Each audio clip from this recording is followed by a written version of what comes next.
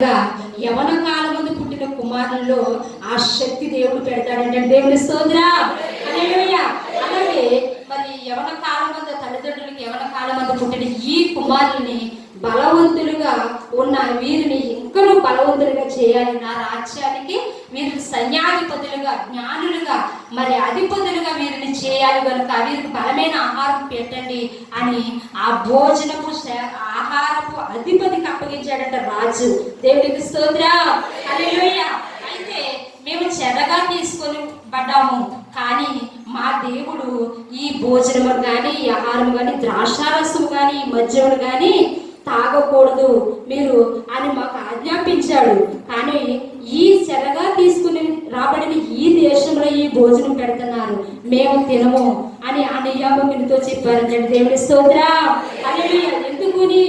దేవుని అది భయభక్తులు కలిగి ఉన్నారు కాబట్టి. అదే మరి ఎవరైనా ఎవరి పిల్లలైనా అయితే ఏమంటారంటే, మరి ఏం చేస్తాం, ఇక్కడ చెర పట్టబడి తీసుకొచ్చాం, వీళ్ళు పెట్టిందే తినాలి మనము, లేకపోతే రాజు మనం చంపేస్తాడు, దేవుడి సంగతి ఉంటే తర్వాత చూద్దాం, పక్కన పెడదాం, సైలెంట్గా ఉండు, వాక్యం చెప్తున్నాడు. దేవుడు సంగతి ఉంటే పక్కన పెడదాము, కానీ ఈ సమయానికి ఆహారం దొరికింది, మంచి ఆహారం, ఈ మంచి వస్త్రాలు, రాజు బల్ల మీద రాజు ఏ భోజనం చేస్తాడో, రాజు ఏ ద్రాక్షారసం తాగుతాడో, రాజు ఏ బ్రాండ్ తాగుతాడో అది మనకి ఇచ్చేసారు.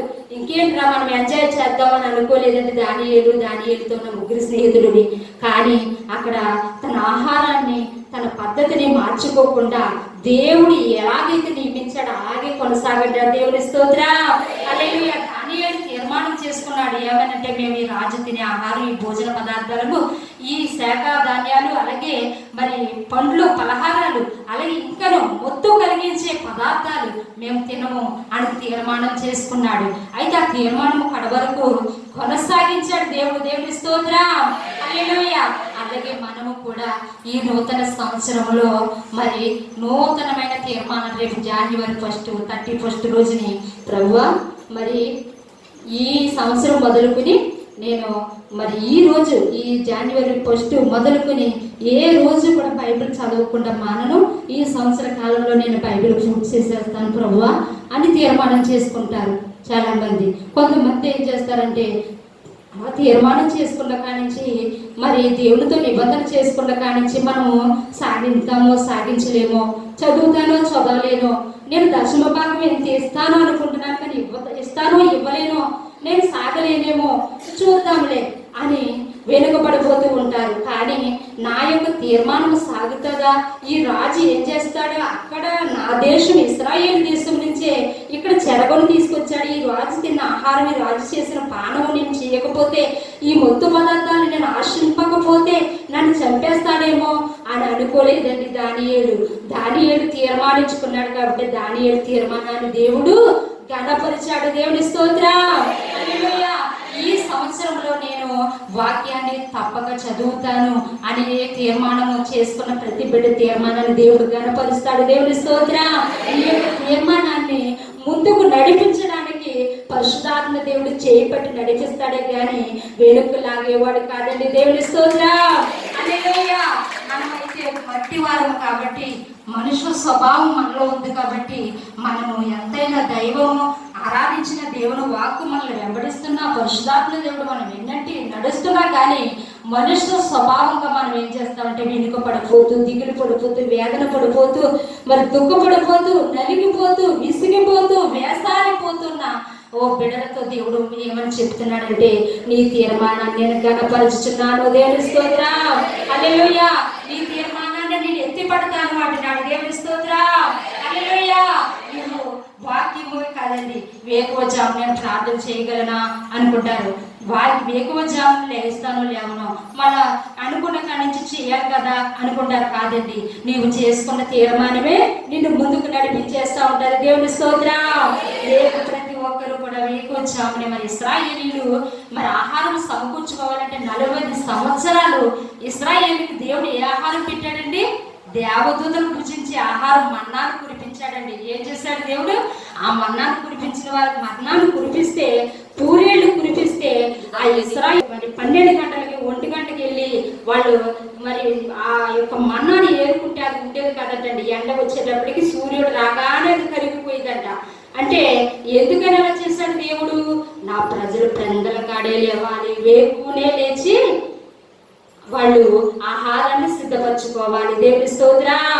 హల్లెలూయా.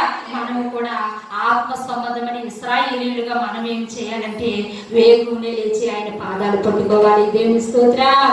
వేకునే లేచి ఆయన పాద సన్నిధిలో గడిపినప్పుడు వేకునే లేచి, మరి ఇప్పుడు కాలంలో అయితే లేవగానే ఎవరు స్టేటస్ పెట్టారా, ఎవరు ఇది వాట్సాప్లో ఏం పెట్టారా, ఏ వాయిస్ పెట్టారా అని దిక్కుమాలి సెల్ ఫోన్ చూసుకుంటున్నారు. కానీ వేకునే లేచి దేవుడి పాదాలు పట్టుకుని వేడుకున్నప్పుడు దేవుడు ఆశీర్వాదాన్ని ఇస్తాడు. దేవుడి స్తోత్రం. అందులో లేచి దేవుడు అంటే ఆశీర్వాదాన్ని దేవుడు దానియేలు తీర్మానాన్ని కొనసాగించిన దేవుడు మన యొక్క నీ యొక్క నా యొక్క తీర్మానాన్ని కూడా నడిపిస్తాడని. ఇంకో మన మధ్య ఉన్న మా పెద్దమ్మ గారు ఆవిడ ఎక్కడ ఉన్నా సరే పగలు 3 గంటలకి 3 అయ్యిందా ప్రార్థనకి వెళ్ళిపోతుంది. మా ఇంటి దగ్గర ఉంటే మందిరంలోకి వచ్చేస్తుంది, వాళ్ళ ఇంటి దగ్గర ఉంటే ప్రార్థన గదిలోకి వెళ్ళిపోతుంది. ఎప్పుడు ఏ రోజైనా మానేస్తుందా అని నేను చూస్తాను. మా ఇంటికి వచ్చినట్టే ఎలా మానేయాలని అనుకుంటున్నారా మీరు అనుకోవచ్చు. కాదు, అసలు ఈ విశ్వాసం ఎలా పనిచేస్తుంది, మానేస్తుందా అని అనుకుంటే ఎంత పని ఉన్నా ఆ టైంకి పని చక్కబెట్టేసి 3 అయ్యేటప్పటికి ఆ ప్రార్థన గదిలోకి వెళ్ళిపోతుందండి. ఆ ప్రార్థనే మరి ఆమెకనే మా అమ్మగా చిన్నవిడి, కానీ ఆవిడ పక్కన నిలబడితే ఆవిడే పెద్దవాళ్ళగా ఉంటుంది, ఇంటి చెల్లిలాగా ఉంటుంది. అని అంటే ప్రార్థనే జీవాన్ని కలుగు చేస్తుంది. దేవుని స్తోత్రం. ప్రార్థనే కుటుంబాలను కడుతుంది. ప్రార్థనే ప్రతి పరిస్థితులు తీరుస్తుందండి. ప్రతి పరిస్థితులు చక్కబెట్టేది ప్రార్థనే అండి. అంటే డాడీ గారు ప్రార్థన చేస్తారు కదా, డాడీ గారు ప్రవచనం చెప్పారు కదా, నెరవేరలేదంటే ఆ ప్రవచనం నెరవేరాలంటే ప్రార్థనని తాళపు చెవి నీ దగ్గర ఉండాలి. దేవుని స్తోత్రం. హల్లెలూయా. అలాగే ప్రతి ఒక్కరు కూడా తీర్మానం చేయండి. నేను తీర్మానం చేశాను, నువ్వు తీర్మానాన్ని నెరవేర్చుకున్నావా అని దేవుడు అడిగాడండి.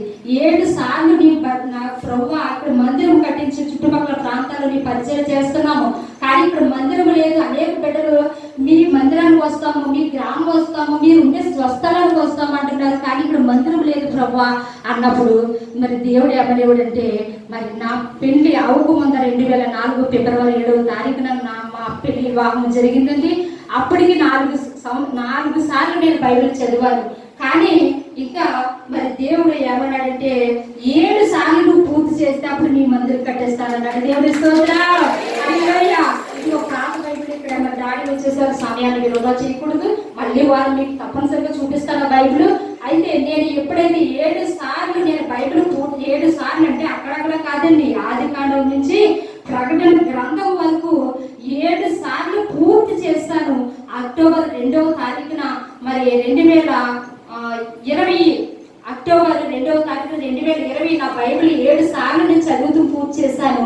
నవంబర్ 2వ తారీఖున 2020లో ఈ మందిరానికి పునాది వేశాడు.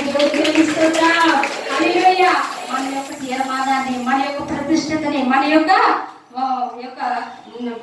దేవుడి కొరకు మనం ఎలా పరిగెడుతున్నాం, మన ఆసక్తిని గుర్తించే దానిని బట్టి దేవుడు మనల్ని ఆశీర్వదిస్తాడండి. దేవుని స్తోత్రం. హల్లెలూయా. మరి దేవుడు అట్టి రీతిగా మరి చదవడానికి కృపనిచ్చాడు. ఒక్కొక్కరిని అడిగితే ఇప్పుడు ఒకసారి కూడా నేను బైబిల్ పూర్తి చేయలేదని అంటారు, కానీ పూర్తి చేయాలి.